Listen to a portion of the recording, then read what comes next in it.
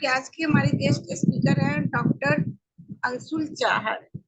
इनका मैं छोटा सा इंट्रो दे रही हूँ। डॉक्टर अंशुल चाहर ने नेचुरोपैथी एंड योगा में डिप्लोमा किया है। फिर इसके बाद उन्होंने बीएचएमएस और एमडी होम्योपैथी में किया और अभी प्रेजेंट में वो पीएचडी भी कर रही हैं जयपुर से।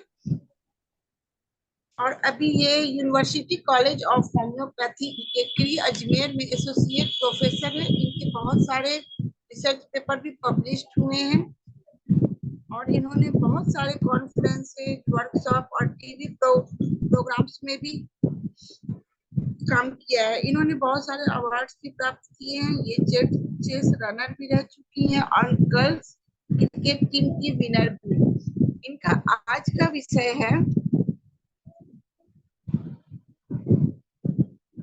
विषय है सीलिएक रोग और इसकी होम्योपैथिक चिकित्सा।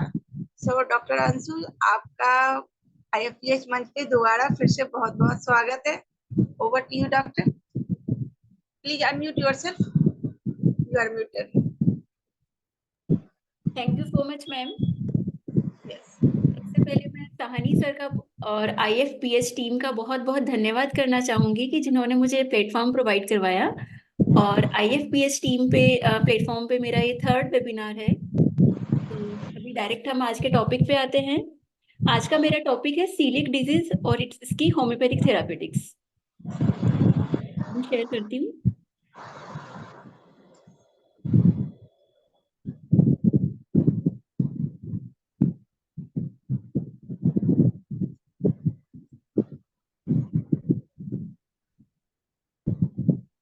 तो सीलियक डिजीज, जैसा कि पहले के टाइम पे सीलियक डिजीज इतना प्रोमिनेंट नहीं था क्योंकि इतने डायग्नोसिस नहीं थे।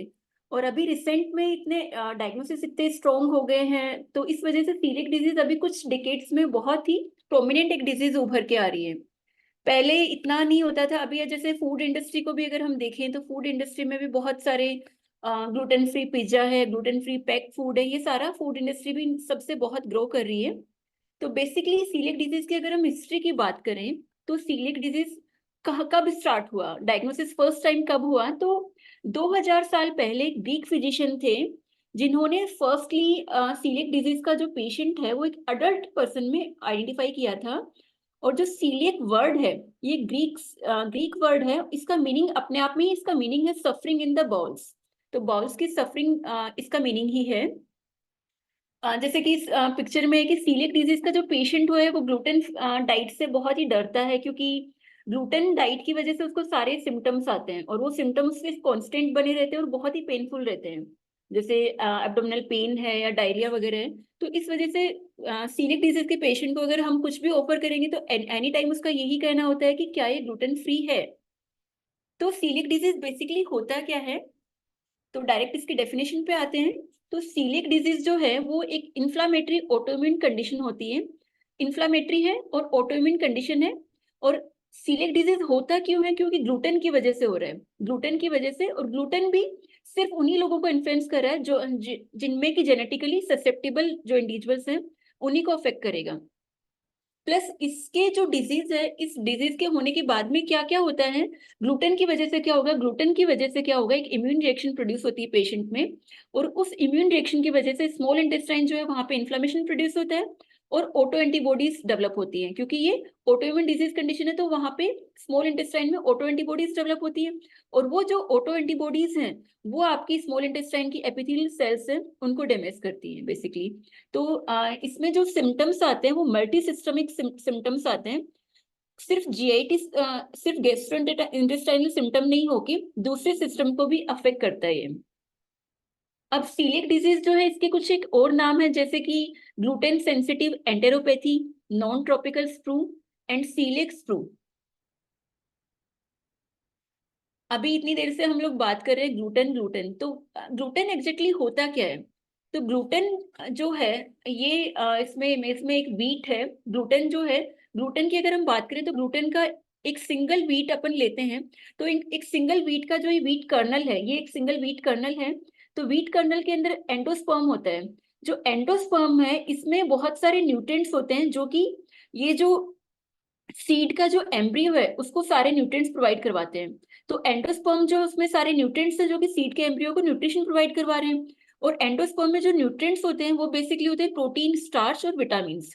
तो और जो प्रोटीन है, प्रोटीन मेनली ग्लूटेन प्रोटीन होता है जो कि सीलिक डिजीज का मेन कल्प्रिट है। ग्लूटेन जो है वो 10 to 15% एक्सट्रेक्टेबल पोर्शन होता है वीट का। और ग्लूटेन जो है वो दो टाइप का होता है, ये दो, ग्लाइडिन और ग्लूटेनिन।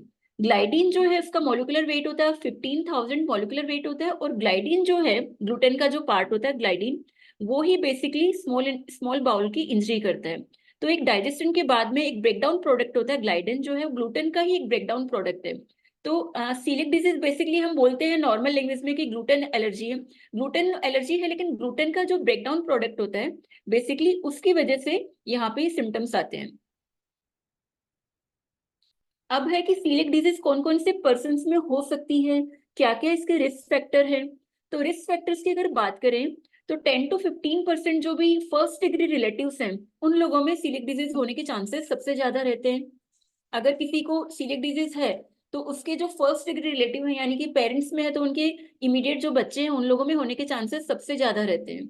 अब उनमें भी कौन से जीन अफेक्टेड होंगी, तो फर्स्ट डिग्री रिलेटिव्स में HLA-DQ2 और HLA-DQ8 ये दोनों जीन्स का इन्वॉल्वमेंट होता है।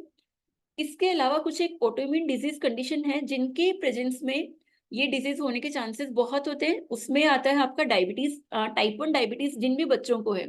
जिन जिन बच्चों को टाइप 1 डायबिटीज रहता है तो उनको बाय डिफॉल्ट ही उनका सीलिक डिजीज का इन्वेस्टिगेशन TTG उनका हमें टेस्ट करवा ही लेना चाहिए, क्योंकि 50% केसेस में टाइप 1 डायबिटीज के जो बच्चे हैं उन लोगों में सीलिक डिजीज पॉजिटिव मिलता है।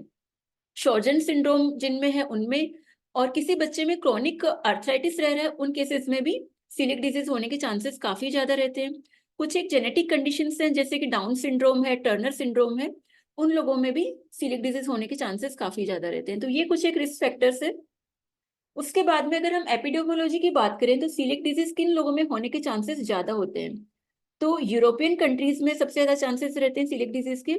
और दूसरा अगर एज वाइज देखा जाए तो वैसे तो अभी ये डिजीज जो है इसमें एज रिलेशन इसका नहीं है, अडल्ट्स में भी बहुत कॉमन है, लेकिन इन जनरल जो सीलिक डिजीज है वो चाइल्डहुड में ज्यादा प्रोमिनेंट रहती है। 1 to 5 years का मैक्सिमम एज ग्रुप है।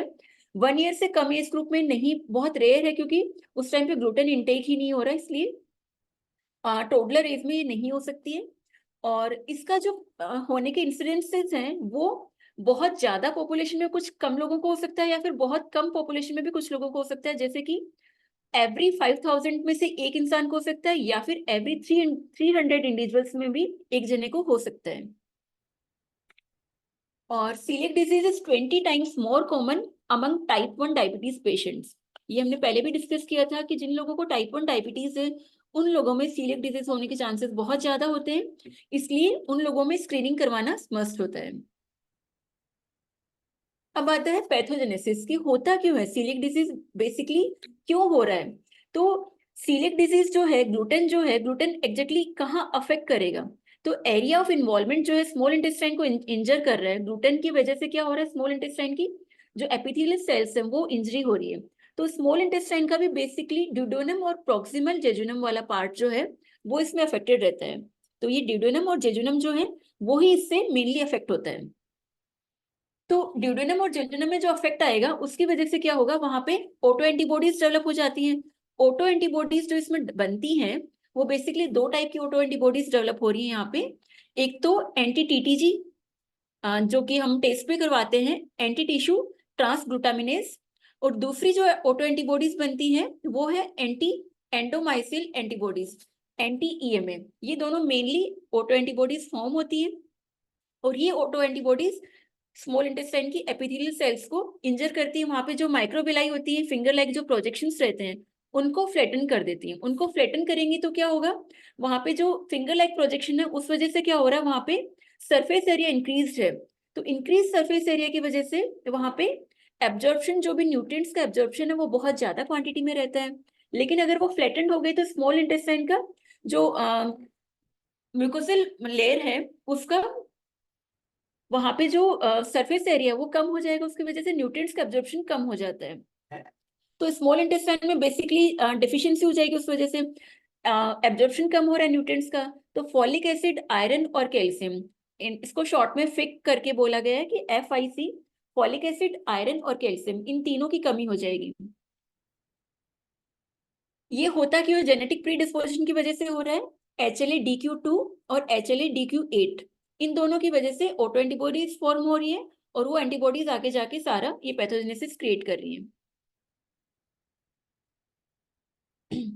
जो भी स्मॉल इंटेस्टाइन के जो विलाई हैं, फिंगर लाइक जो प्रोजेक्शंस हैं, उनको वो फ्लैटन कर देगा। जैसे कि इस इमेज में है कि ये स्मॉल इंटेस्टाइन का जो एपिथेलियल सेल लाइनिंग है, वहां पे नॉर्मल कंडीशन में फिंगर लाइक प्रोजेक्शंस रहते हैं। तो ये जो फिंगर लाइक प्रोजेक्शन है, उनकी वजह से क्या, सरफेस एरिया हमारा काफी ज्यादा है, जहां से कि सारे न्यूट्रिएंट्स हम जो भी फूड इनटेक कर रहे हैं, वो सारे न्यूट्रिएंट्स हमारे एब्जॉर्ब हो पाते हैं।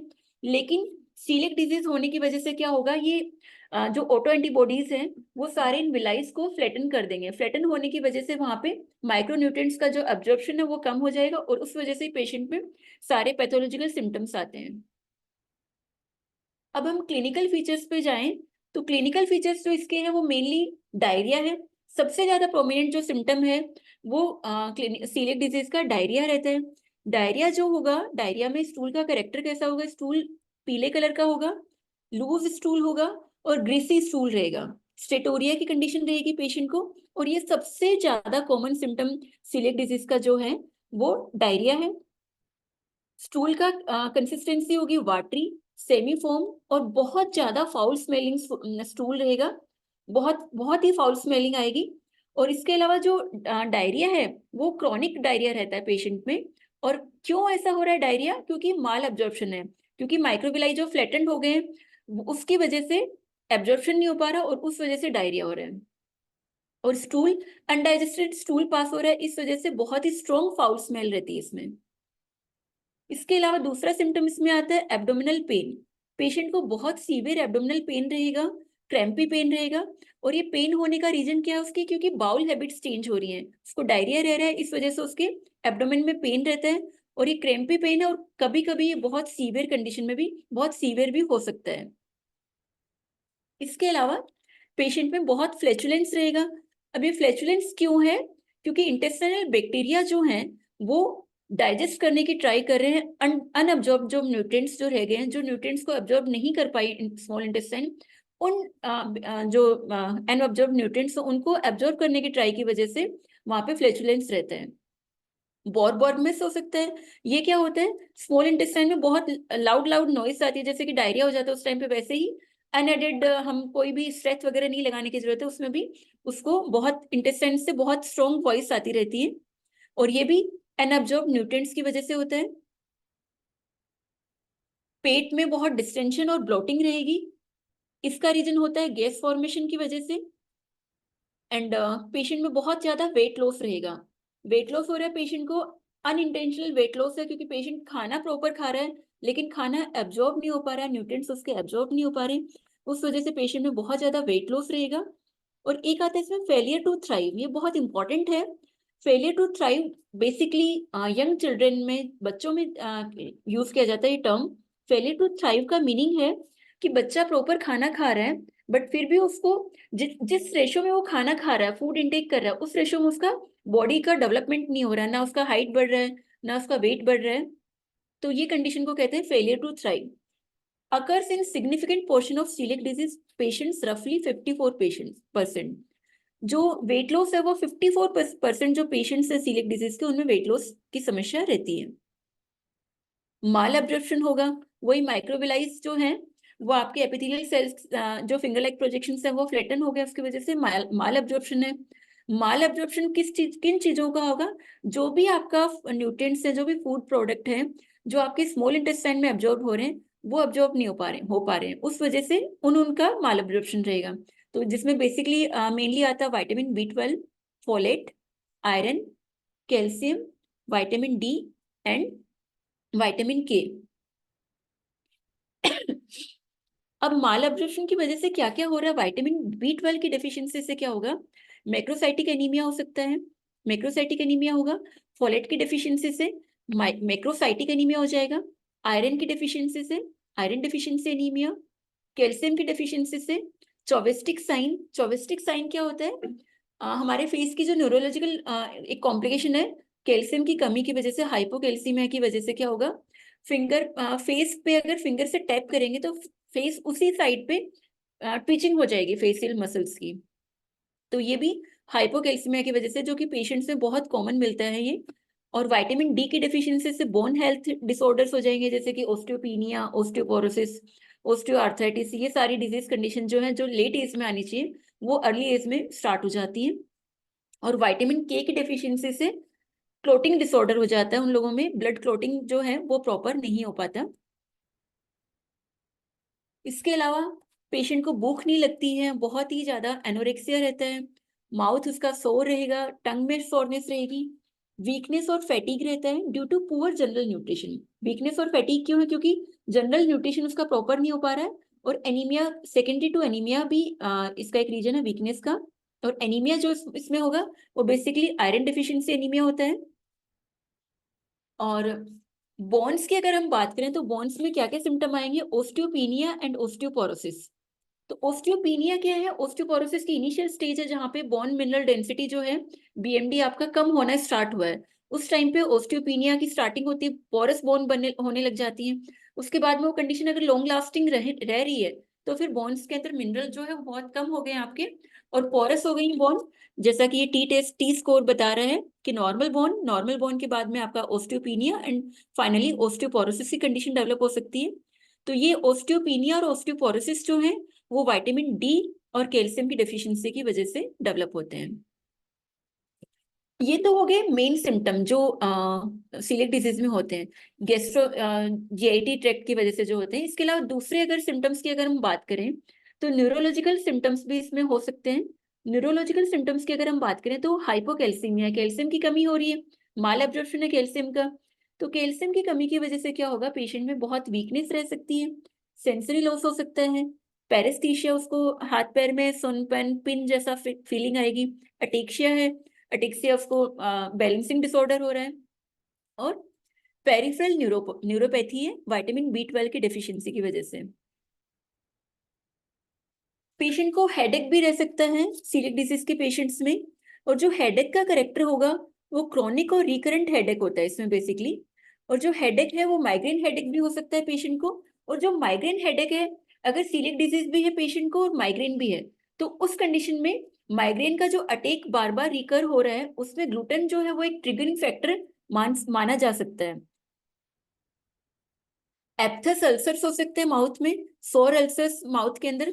और ये एप्थस अल्सर है वो सीलिएक डिजीज के पेशेंट्स में बहुत ही रिकरेंट रहते हैं।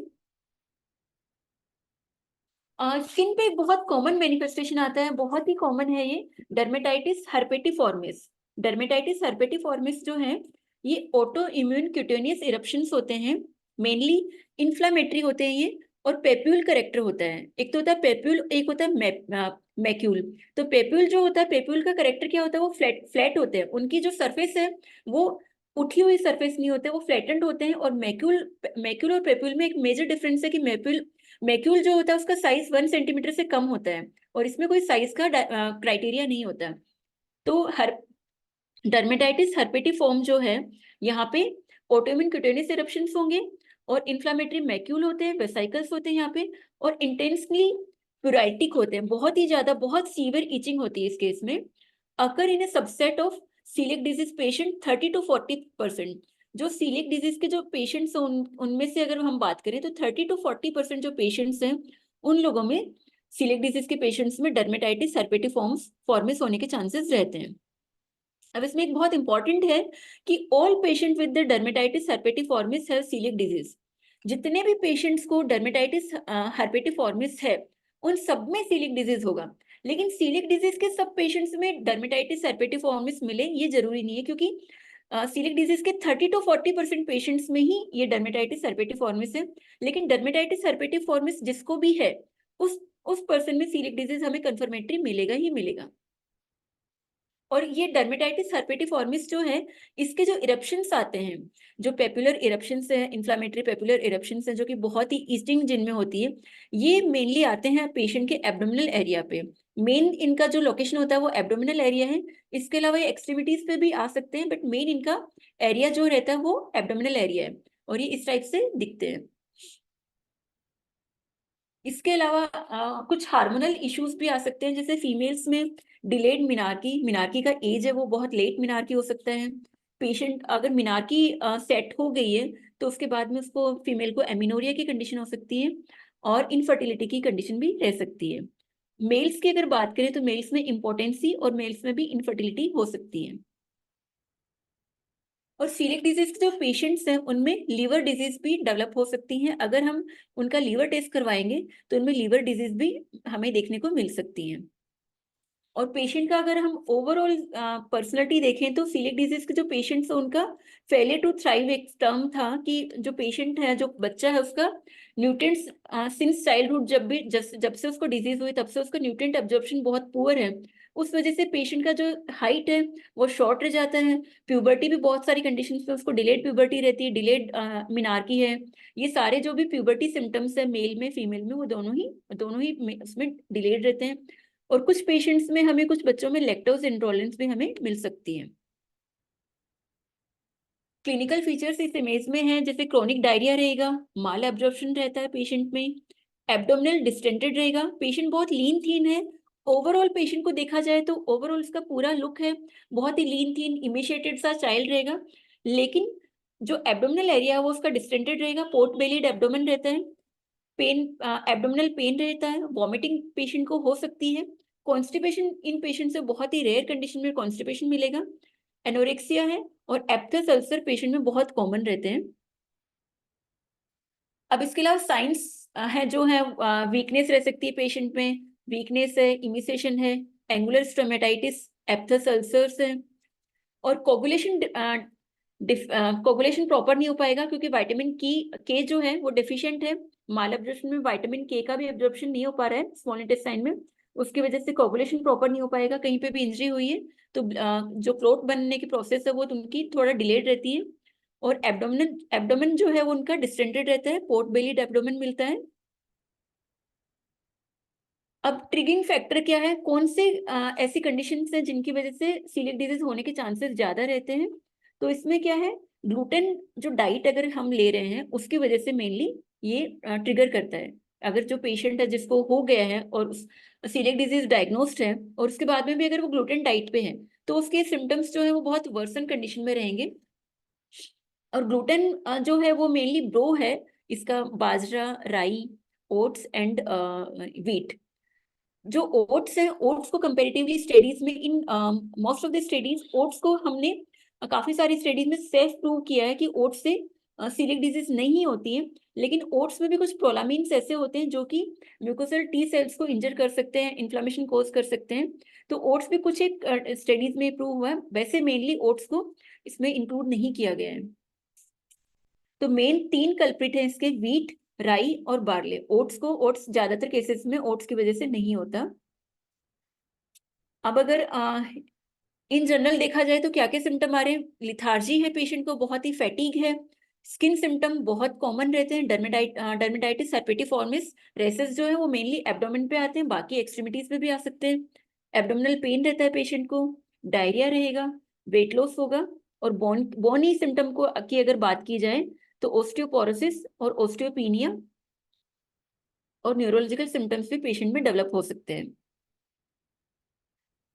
अब सिम्टम्स की अगर हम ओवरऑल देखें कि कौन सा सिम्टम कितनी ज्यादा रेशियो में रहता है, तो डायरिया जो है, डायरिया मेन सिम्टम है। अप्रोक्सीमेट 43% जो पेशेंट्स हैं, 43% जो सिम्टम्स हैं उनमें 40 to 50% सिम्टम जो है वो डायरिया के रहेंगे। डायरिया मोस्ट कॉमन सिम्टम है, और डायरिया का करेक्टर जो हमने पहले पढ़ लिया था, डायरिया का जो करेक्टर कैसा होगा, डायरिया लूज लूज वाटरी है, और फ्रोदी स्टूल रहेगा, स्टेटोरिया रहेगा। इसके अलावा बहुत ही ज्यादा फाउल स्मेल आएगी क्योंकि न्यूट्रिएंट्स का एब्जॉर्प्शन नहीं हो पाया। एब्डोमिनल पेन 5% पेशेंट्स में रहेगा, वेट लॉस है जो 6% पेशेंट्स में, बोन डिजीज 6% पेशेंट्स में, एनीमिया 8%, और इसके अलावा बाकी स्क्रीनिंग जो कुछ पेशेंट्स हैं, हर एक पेशेंट इनिशियली डायग्नोस भी नहीं हो पाते, पेशेंट एसिम्टोमेटिक फेज में बहुत लंबे सालों तक रह सकता है, क्योंकि डायरिया एक बहुत कॉमन सिम्टम है। डायरिया किसी में है या फिर एब्डोमिनल पेन है, तो टीटीजी टेस्ट इन जनरल नहीं करवाते हैं लोग। तो इस वजह से ये अनडायग्नोस डिजीज कंडीशन बहुत टाइम तक अनडायग्नोस रह जाती है। तो इसलिए अनडायग्नोसिस की वाली कैटेगरी में जो है वो 17% जो है वो जिनका स्क्रीनिंग भी नहीं हो पाया है। सीलिक आइसबर्ग है कि सिम्टोमेटिक सीलिक डिजीज जो है वो बहुत कम है, जो सबसे ऊपर दिखाई दे रही है।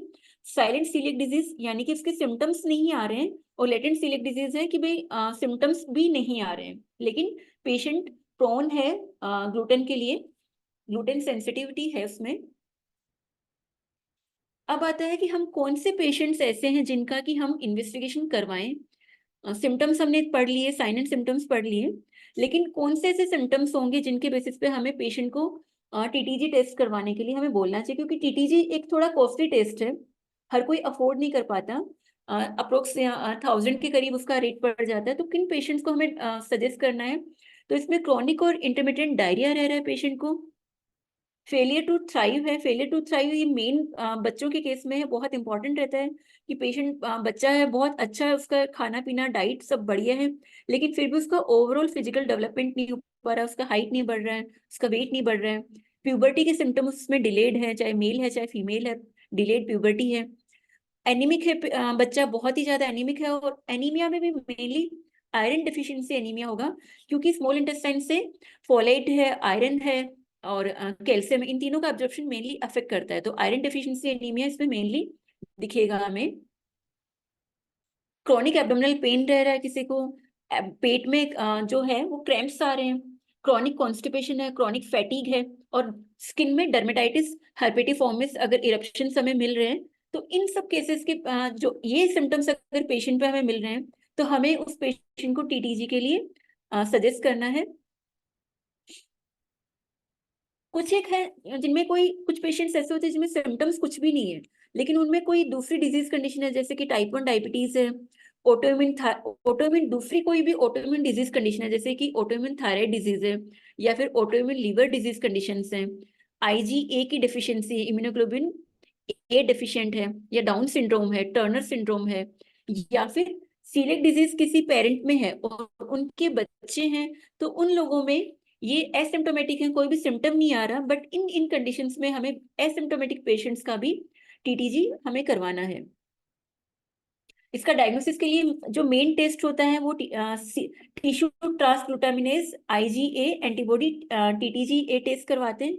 इसका जो नॉर्मल रेंज होता है वो इसमें 3 है, बट नॉर्मल रेंज जो उसका रहता है वो बिलो 10 रहता है, बिलो 10 यूनिट पर ml और लेस।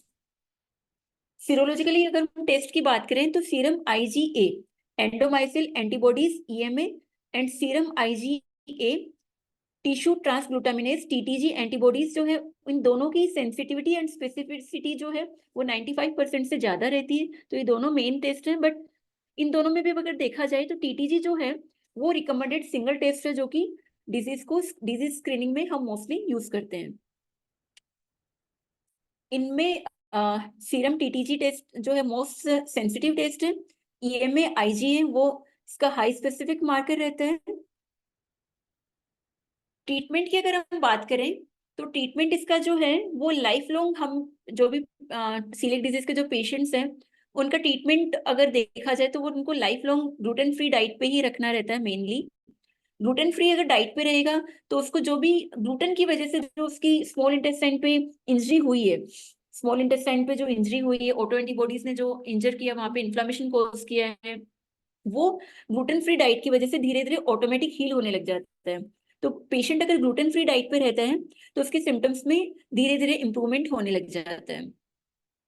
और जो टीटीजी टेस्ट है, जो टीटीजी टेस्ट है वो हमेशा कुछ कुछ पेशेंट्स ऐसे होते हैं जिनमें false positive false negative test आने का भी बहुत चांसेस रहते हैं, क्योंकि कई बार क्या होता है जब पेशेंट डॉक्टर के पास जाता है तो डॉक्टर हमेशा उनको ये बोल देते हैं कि भाई आप ग्लूटेन डाइट मत लीजिए। ग्लूटेन डाइट अगर वो नहीं ले रहा है और फिर वो टीटीजी टेस्ट करवाने जाता है, तो चांसेस है कि उसका टीटीजी नॉर्मल रेंज में आ जाए, तो वो हमें फॉल्स नेगेटिव रिजल्ट दे सकता है।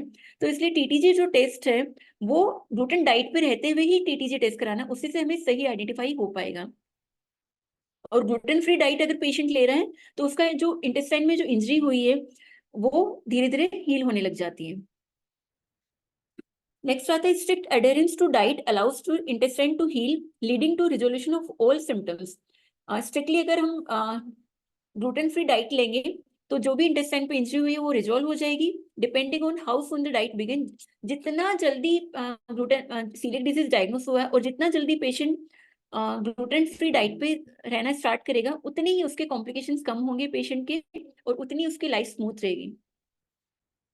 तो बेसिकली इसमें क्या है कि भाई ग्लूटेन जो प्रोडक्ट है उसको डाइट से टोटली उसको हटाने रहेंगे। ये तो था जनरल मैनेजमेंट। अब होम्योपैथिक मेडिसिन हम कौन कौन सी दे सकते हैं। तो होम्योपैथी मेडिसिन की अगर हम बात करें तो बेसिकली हमें कॉन्स्टिट्यूशनल मेडिसिन ही इसमें बहुत अच्छा वर्क करती है। जो भी पेशेंट के जो सिम्टम्स है उनके अकॉर्डिंग हम मेडिसिन देते हैं, कॉन्स्टिट्यूशनल मेडिसिन देते हैं, वो बहुत अच्छा वर्क करती है। मेरे पास भी एक पेशेंट था यहाँ कॉलेज में ओपीडी में, लेकिन उसके रिपोर्ट्स मेरे पास नहीं है। पेशेंट हील रिकवर हो गया है।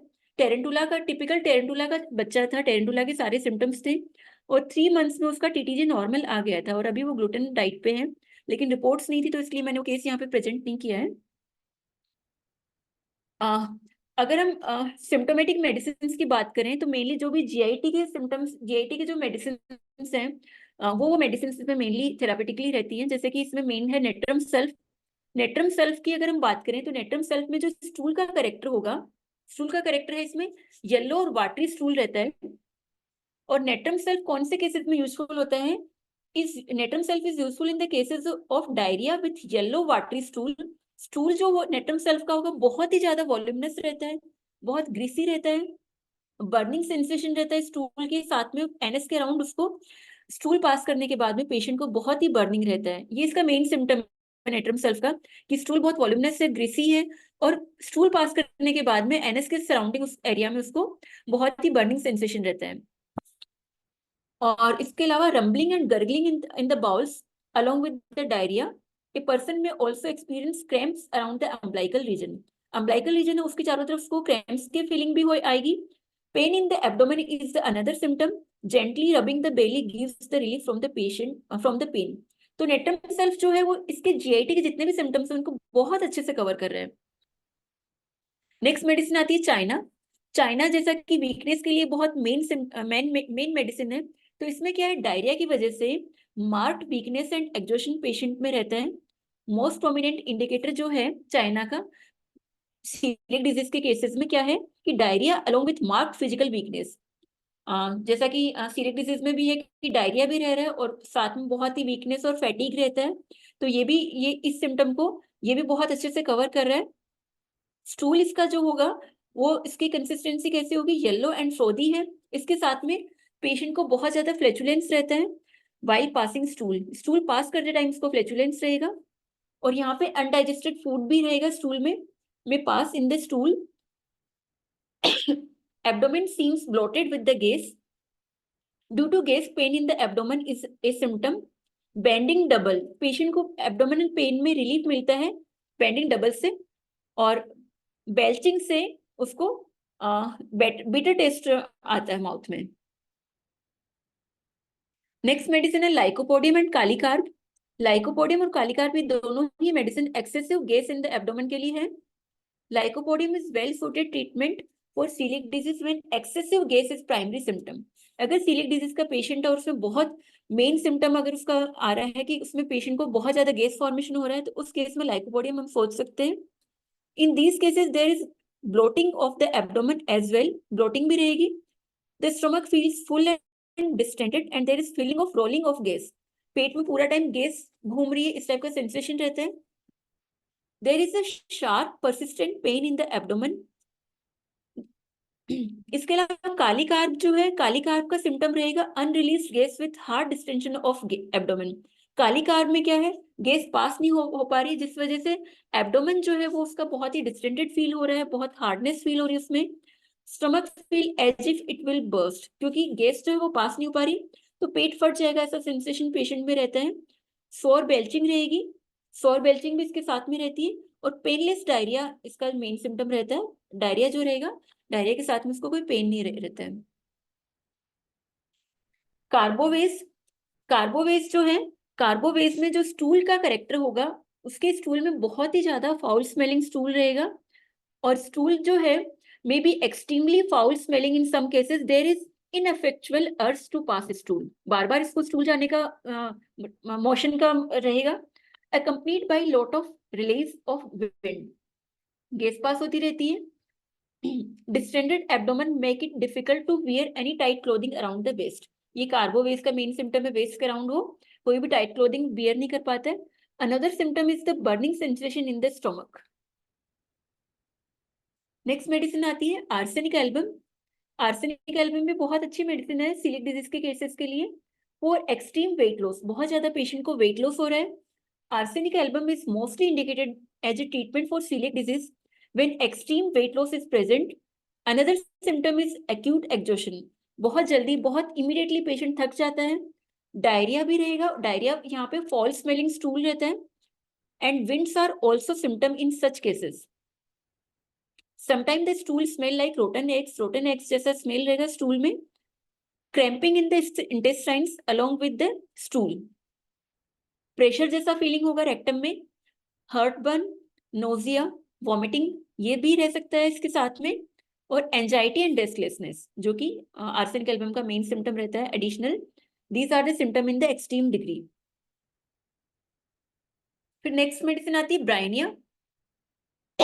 Bryonia when there is increase thirst. Bryonia है तो थर्स्ट इंक्रीज रहेगी, तो बाकी सिम्टम्स के साथ में पेशेंट का थर्स्ट बहुत ज्यादा बढ़ा हुआ है.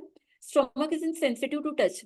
स्टमक सेंसिटिव है टच के लिए. There is heaviness in the stomach after eating as if stone is lying there. पेट में भारीपन ऐसा है जैसे कोई पत्थर रखा हो पेट में. Patient feels nausea and faintness on rising up. इतना ज्यादा पेशेंट को नोजिया है और इतनी फेंटनेस है कि वो उठ भी नहीं पा रहे. Stomach has stitching type of pains. जो पेन का करेक्टर वो स्टिचिंग टाइप का है. और all the symptom get worse on movement and are better by resting और स्टेइंग स्टिल. मॉडलिटीज ब्राइनिया की काफी इंपॉर्टेंट है. फिर नेक्स्ट मेडिसिन आती है इसकी नेट्रम म्योर. नेट्रम म्योर में क्या होता है, the stomach is distended with flats. यहाँ पे भी फ्लैटस बहुत ज्यादा है. फ्लैटस की वजह से पेशेंट का जो स्टमक है वो काफी डिस्टेंडेड है. After eating there is a lump in the stomach. कुछ भी पेशेंट खाना कुछ भी खाएगा उसके बाद भी पेशेंट के पेट में कुछ लंप जैसा फील होता है. It seems to take a long time for food to digest. Patient को जो भी थोड़ा बहुत वो खा रहा है उस खाने को पचाने में बहुत ज्यादा टाइम लगेगा. और एग्रावेशन हो रहा है पेशेंट में नेट्रम म्योर में खाना खाने के बाद में. और वेटिश और slimy mucus is vomited attended with relief. और पेशेंट को वॉमिटिंग से आराम मिल रहा है. और वॉमिटिंग का जो करेक्टर है वो व्हाइट स्लेमी म्यूकस आ रहा है वॉमिटिंग के साथ में. There is great thirst for cold water. ठंडे पानी की उसको बहुत ज्यादा प्यास लगती है. Sometimes there is relief from drinking. Sometimes the thirst is unquenchable. We find fullness in the region of liver with stitching and tearing pain. Bowels जो पेशेंट के रहेंगे वो डिस्टेंडेड रहेंगे गैस की वजह से. There is slowing down of the action of bowels. जो भी बाउल मूवमेंट है उसके बहुत स्लो हो जाएंगे. The stool being very difficult in hard lumps में आएगा along with the lumps. Next medicine आती है नक्स वोमिका. नक्स वोमिका में क्या होगा, pain particularly in the abdomen. जो पेन है वो एब्डोमिनल एरिया में है. कटिंग टाइप का पेन रहता है पेशेंट में. Causing the patient to bend double. Bend double हो जाएगा, इतना सीवियर उसको पेन रहेगा. Nausea from over eating. ज्यादा खाने की वजह से उसको नोजिया रह सकता है. बियरिंग डाउन सेंसेशन होगा. स्पास्मोडिक पेन रहता है एब्डोमिनल एरिया में. Often extend to limb. जो एब्डोमिन का जो पेन है वो लिम्स में भी एक्सटेंड कर जाता है, but more often towards rectum. Colicky pain रहेगा with which urge to stool and urination. Renal colic रहेगा specially when each pain shoots to the rectum and urges to stool. जो एब्डोमिनल पेन है वो हर एक pen जो है वो आपका पेन जो वो पेशेंट पे रहेगा वो एक्सटेंड करता है रेक्टम तक, और उसके साथ में उसको अर्ज रहता है स्टूल का बहुत ज्यादा. नेक्स्ट मेडिसिन आती है कोलोसिंथ. कोलोसिंथ में होता है जो पेन रहेगा एब्डोमेन में वो क्रैम्पी पेन होता है एब्डोमेन में. This causes patient to bend double. There is sensation of cutting, twisting, grinding, as if clamped with iron bands. तो पेशेंट को जो एब्डोमिनल पेन है वो पेन का करेक्टर है यहाँ पे आ रहा है कटिंग टाइप का, ट्विस्टिंग टाइप का। At the same time taste is very bitter, patient का जो मुंह का टेस्ट है वो बहुत ही बिटर टेस्ट हो जाएगा। There is colic with cramps even in the carbs. तो जो कॉली की पेन है वो बहुत ही क्रैम्पिंग पेन होता है, और जो पेन है एब्डोमेन का पेन है उसके साथ में पेशेंट के काफ मसल्स में भी बहुत क्रैम्प लाइक पेन होगा। डिसेंट्री भी रह सकती है स्टूल के साथ में उसको। This is aggravated by eating और drinking even the small quantity of food और ड्रिंक। कुछ भी पेशेंट खा रहा है या पी रहा है उस वजह से उसके सारे सिम्टम्स एग्रावेट कर जाते हैं। नेक्स्ट मेडिसिन है पल्सिटिला। पल्सिटिला में जैसा कि है कि इसका मेन सिम्टम है थर्स्ट, पेशेंट को बिल्कुल नहीं लगेगी। There is pen in the stomach and hour after eating food. खाना खाने के 1 घंटे के बाद में पेशेंट को मोस्टली पेन रहता है। फाउल टेस्ट रहेगा, टेस्ट उसका बहुत ही बेकार रहेगा मुंह का, और उसके साथ में वाटर ब्रश रहता है। Patient can not have fat food, कोई भी फैट फूड नहीं खा पाएगा, वार्म फूड नहीं ले पाएगा। और ड्रिंकिंग एवर्जन है क्योंकि पेशेंट को प्यास भी नहीं लग रही है। There is dyspepsia with great sense of tightness after a meal and he has to loosen his clothes। इसके साथ में पेशेंट को एम्प्टीनेस और ऑल गॉन सेंसेशन रहेगा स्टमक में। नेक्स्ट मेडिसिन है अलोए। अलोए में क्या रहेगा, पल्सेटिंग पेन रहता है नेवल के अराउंड, और जो पेन है वो वर्स करेगा प्रेशर से। किसी भी टाइप का प्रेशर होगा तो अलोए का जो पेन है वो वर्स होता है। एब्डोमेन जो है वो फुल ब्लोटेड और हैवी फील होता है। कॉलिक पेशेंट को जो है वो बिफोर एंड ड्यूरिंग स्टूल बहुत ज्यादा कॉलिक रहेगा, और बर्निंग कॉपियस, उसका जो फ्लैटस है वो बर्निंग और कॉपियस रहेगा बहुत ज्यादा, और जलन के साथ होगा उसका फ्लैटस। नेक्स्ट मेडिसिन है हमारी पोडोफाइलम। पोडोफाइलम जैसा कि इसका मेन सिम्टम है कॉन्स्टिपेशन भी रहेगा और डायरिया भी रह सकता है, दोनों कंडीशन अल्टरनेट करेंगी। डायरिया जो रहेगा पोडोफाइलम के केसेस में वो अर्ली मॉर्निंग डायरिया रहता है। एब्डोमेन जो है उसका काफी डिस्टेंडेड रहता है, वीकनेस सेंसेशन रहेगा। और पोडोफाइलम का जो पेशेंट है वो सिर्फ एब्डोमेन पे ही सो पाता है, और उसका जो लीवर रीजन है वो बहुत ही पेनफुल रहता है। और इस कंडीशन में जो उसको बेटर फील होगा वो रबिंग द पार्ट से पेशेंट को, पोडोफाइलम के पेशेंट को रिलीफ मिलता है। तो ये इसकी मेन जो थेरापेटिकली जो मेडिसिन कवर हो रही थी वो सीलिएक डिजीज की हैं। Thank you.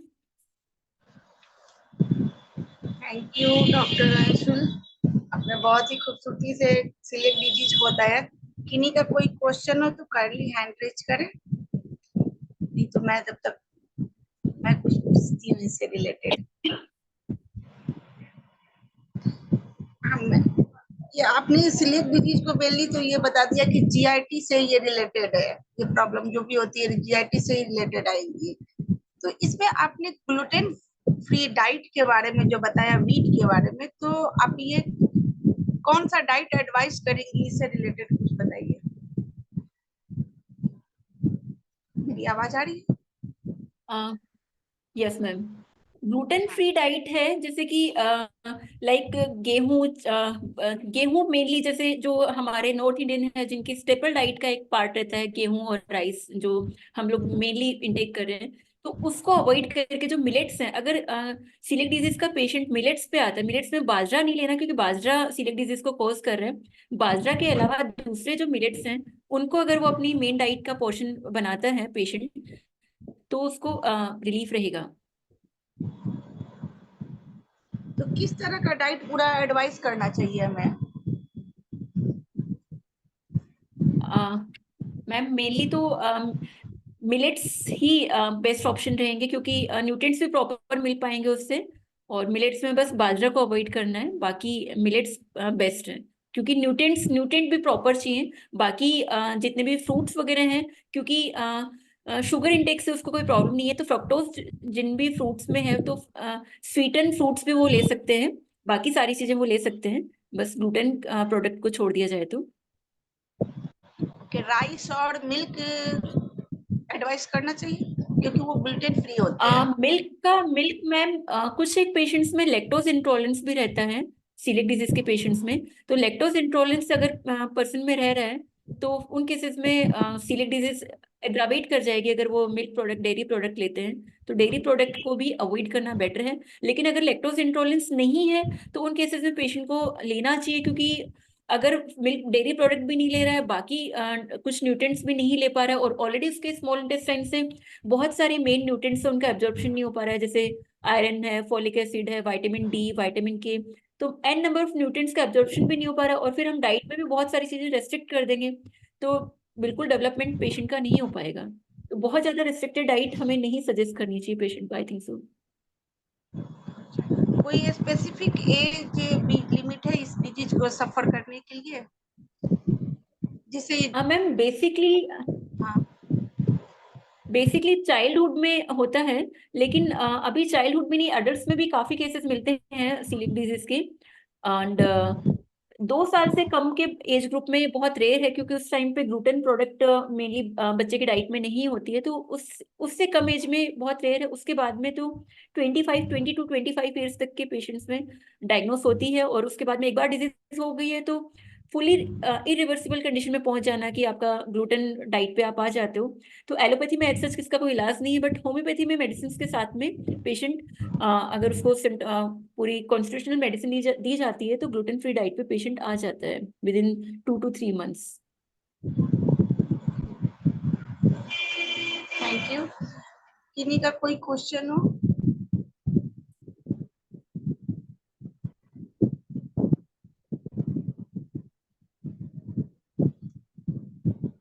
डॉक्टर राम प्रवेश शाह ने थैंक यू, नाइस प्रेजेंटेशन बताया। चलिए, thank you Deepmala and congratulation doctor Anshul Chahar, thank you sir. Very nice presentation.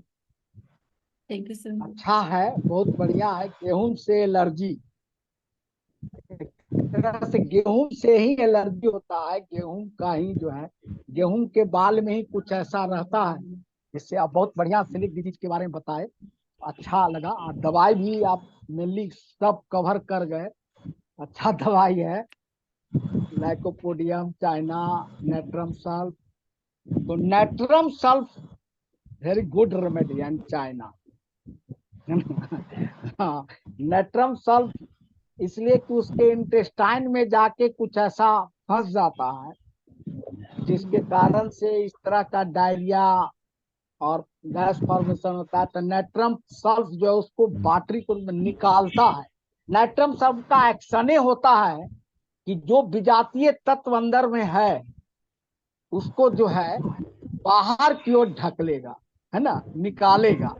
तो नेट्रम सल्फ भी अच्छा रेमेडी है, पल्सेट्ला भी अच्छा रेमेडी है, और बहुत बढ़िया ऐसा मिलता है। लेकिन लोग टेस्ट कहाँ कराता है, टेस्ट बहुत कम ही लोग कराता है, और होम्योपैथिक से ठीक हो जाता है, बोल देता है ना।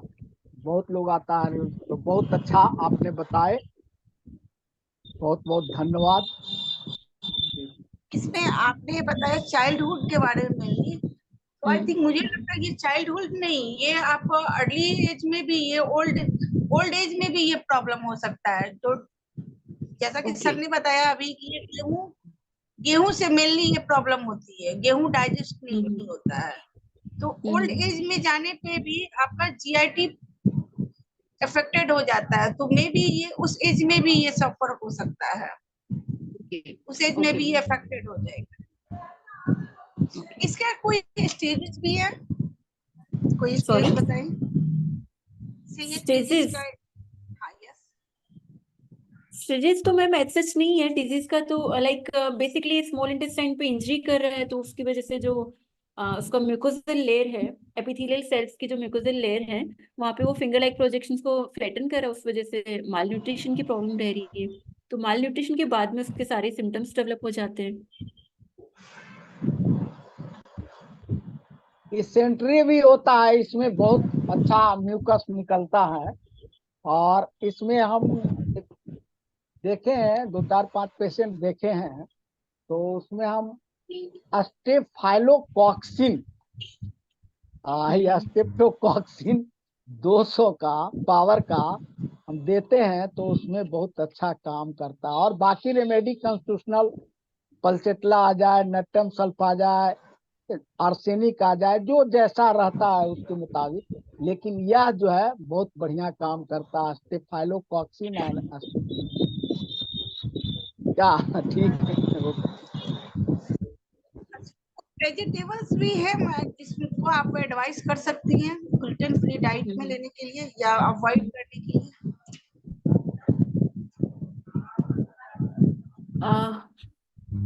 स्टेपल्स में वही अवॉइड, तो ग्लूटेन जिनमें भी है, ग्लूटेन का मेन जो यहाँ पे वेजिटेबल अच्छा वेजिटेबल्स, ओके।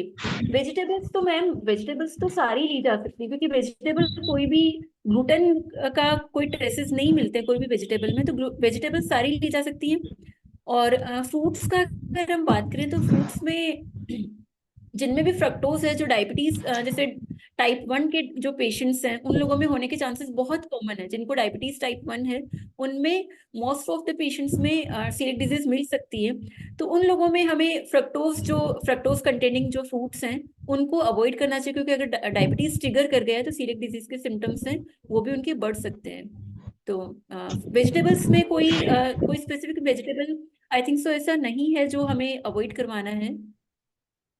नहीं, वेजिटेबल्स फ्रूट्स या नॉन वेज, जो नॉन वेजिटेरियन है।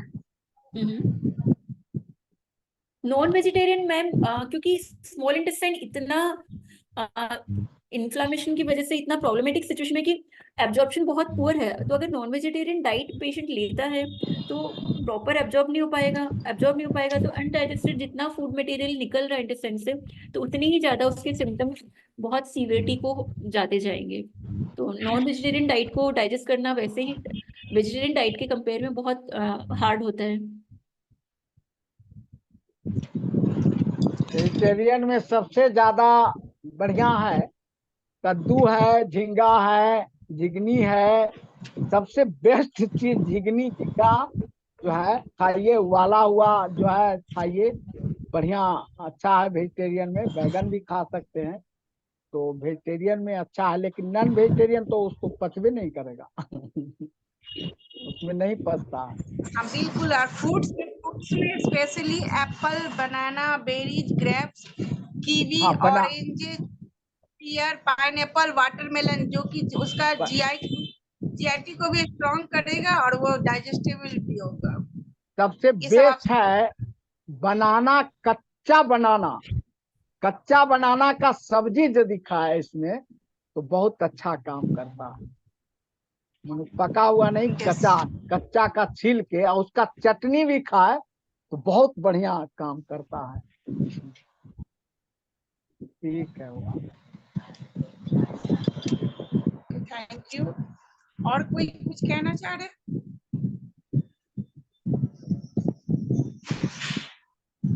अभी हमारे पास और 5 मिनट्स और है। इससे रिलेटेड आप कुछ और बताना चाहेंगी तो कुछ ऐड कर सकती हैं।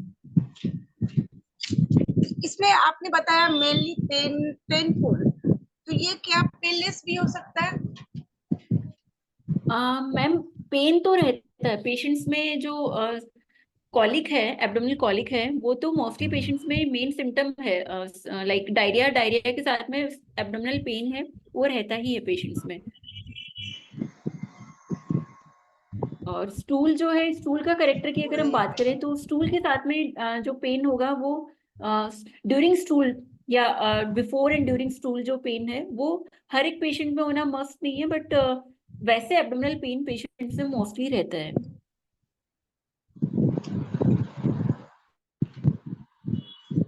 आपने साथ में और भी कुछ सारे सिम्टम्स बताए थे। आई थिंक 50% आपने तो डायरिया का ही बताया और 50% में और भी थे बहुत सारे सिम्टम्स है, माल न्यूट्रिशन और ध्यान नहीं आ रहा है, मैंने थोड़ा सा देखा था, बट और भी सारे सिम्टम्स थे उससे रिलेटेड। हाँ मैम, जैसे सिम्टम्स में अगर हम बात करें तो मेन तो डायरिया था। डायरिया का जो करेक्टर था वो बहुत इसमें यूनिक करेक्टर रहता है। जैसे कि यहाँ पे डायरिया जो है वो बहुत पेल कलर का होगा, लूज स्टूल रहता है, स्टेटोरिया रह सकता है, क्रोनिक डायरिया रहता है पेशेंट से मोस्टली। और डायरिया का रीजन यहाँ पे माल अब्जॉर्प्शन है, क्योंकि न्यूट्रिएंट्स जो है वो अब्जॉर्ब नहीं हो पा रहे, और जो स्मॉल इंटेस्टाइन है जिससे जो जो न्यूट्रिएंट्स अब्जॉर्ब होने हैं वो अब्जॉर्ब नहीं हुए, उस वजह से इसके सारे माल न्यूट्रिशन के सिम्टम्स आते हैं। तो जो स्मॉल इंटेस्टाइन है उससे जो जो न्यूट्रिएंट्स अब्जॉर्ब होने थे उनमें मेनली क्या क्या आता है, विटामिन B12 है वो अब्जॉर्ब नहीं हुआ, उसकी वजह से मैक्रोसाइटिक एनीमिया हो सकता है। फॉलेट अब्जॉर्ब नहीं हुआ, उसकी वजह से एनीमिया हो सकता है मैक्रोसाइटिक। आयरन एब्जॉर्ब नहीं हो पा रहा, उस वजह से आयरन डेफिशिएंसी एनीमिया हो सकता है। कैल्शियम की डेफिशिएंसी है तो उसकी वजह से न्यूरोलॉजिकल सिम्टम्स आ सकते हैं। और विटामिन डी एब्जॉर्ब नहीं हुआ, उस वजह से बोनी जो सिम्टम है, जैसे कि ऑस्टियोपोरोसिस है, ऑस्टियोपीनिया है, और अर्ली एज में उसको आर्थराइटिस भी हो सकता है पेशेंट्स पे। और विटामिन के अब्जॉर्प्शन, विटामिन के अगर एब्जॉर्ब नहीं हो पा रहा तो उस वजह से पेशेंट्स में लाइक जो क्लोटिंग है वो थोड़ा डिलेड हो सकता है। तो ये एब्जॉर्प्शन डेफिशिएंसी है, उस वजह से आ रहे हैं। यस बिल्कुल, मतलब और पेशेंट होता है कि माइंड सिम्टम से मेंटल सिम्टम, जैसे हम लोग कहते हैं, जो हम लोग का नियम है होम्योपैथिक में, कि जब तक वाइटल फोर्स मेरा ड्रेन नहीं होगा तब तक सारी सिस्टम, जितने भी सिस्टम है हमारे, स्ट्रांग रहेंगे। तो वाइटल फोर्स ड्रेंज का कारण गेहूं नहीं हो सकता है। वाइटल फोर्स ड्रेंज के कारण कुछ इनविजिबल चीज है, जो सब्जेक्टिव सिम्टम जिसको कहते हैं, जैसे एंगर है, ज्यादा करके इसमें एंगर का ही ज्यादा आता है। चाहे वह हेरिडिटरी आए, गुण जो आता है बच्चे में यदि होता है तो उसकी वाइटलिटी डिरेंज होता है ज्यादा एंगर से। गुस्सा वाले व्यक्ति को डाइजेशन ठीक नहीं हो पाता है, और जो डाइजेशन ठीक नहीं होता है तो डायरिया और इस तरह का जो है गैस फॉर्मेशन होना शुरू हो जाता है। वो वाइटलिटी डिरेंज के कारण बीमारी आती है। सर वो आप मेंटल प्लेन देखेंगे कि मेंटल स्टेटस उसका क्या है, उसका अकॉर्डिंग फिर सिम्टम्स के अकॉर्डिंग फिर मेडिसिन हाँ दिया हाँ जाएगा। सिर्फ एक ईआईटी को लेकर ही आप सिम्टम्स पे मेडिसिन प्रिस्क्राइब नहीं कर सकते। अगर आप टोटलिटी लेंगे तो मेंटल भी सिम्टम्स इंक्लूड करना ही होगा। Thank you doctor Anand sir. और डॉक्टर मनीष, आप कुछ कहना चाहेंगे? मैम मेरा एक केस था, वो अगर हमारे पास अभी 2 मिनट है तो मैं डिस्कस कर सकता हूँ इस चीज यस पे। मैम, हमारे सीलियक डिजीज का एक बेसिकली 12 साल का बच्चा था जो हमारे पास, जिस समय मैं जयपुर में पढ़ रहा था उस समय पे मतलब विजिट किया था ओपीडी में। और हम लोग के जो गाइड थे वो सर मैनेज कर रहे थे उस केस को। एंड वो केस बहुत अच्छे से मैनेज हुआ था कैलकेरिया कार्ब से। पेशेंट बेसिकली डायरिया के सिम्टम्स दे रहा था, जिसमें वो किसी भी प्रकार से अगर ग्लूटेन लेता है तो उसको तुरंत डायरिया होना शुरू हो जाता है और पेट में दर्द हो रहा है।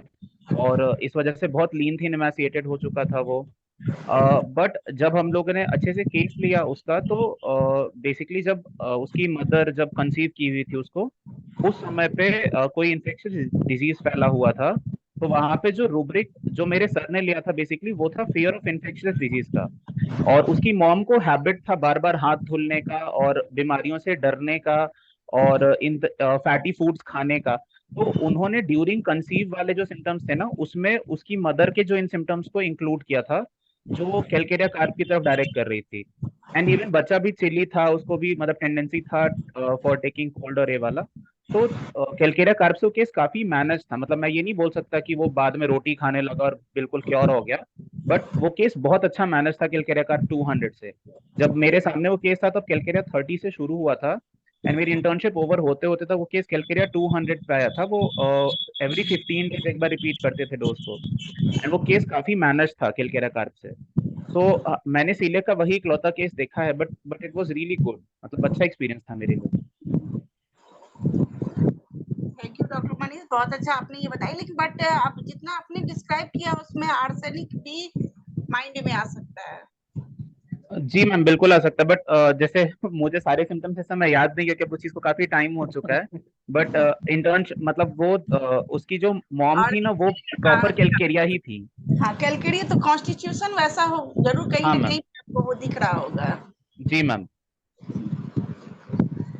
Thank you. अब हमारा टाइम भी खत्म हो गया। डॉक्टर अंशुल, ऐसे ही आते रहिए और अपना एक्सपीरियंस और बहुत सारी चीजें हम लोग के साथ अब शेयर करते रहिए। अब हमारा हिंदी सेशन थैंक खत्म यू। हो रहा है और इंग्लिश सेशन स्टार्ट होने जा रहा है। सो अब यह मंच मैं डॉक्टर धनेश को हैंड ओवर कर रही हूँ। Over to you sir. Thank you. ठीक है, Thank you, वाह वाह। thank you, Dr. Devamala, and good evening, good afternoon, and good morning. This is the 1328th day of continuous webinar conducted by International Forum for Promoting Homeopathy. We welcome all to this session. Today, our guest is Dr. Siddharth Subak. Let us begin the session with 1 minute silent prayer.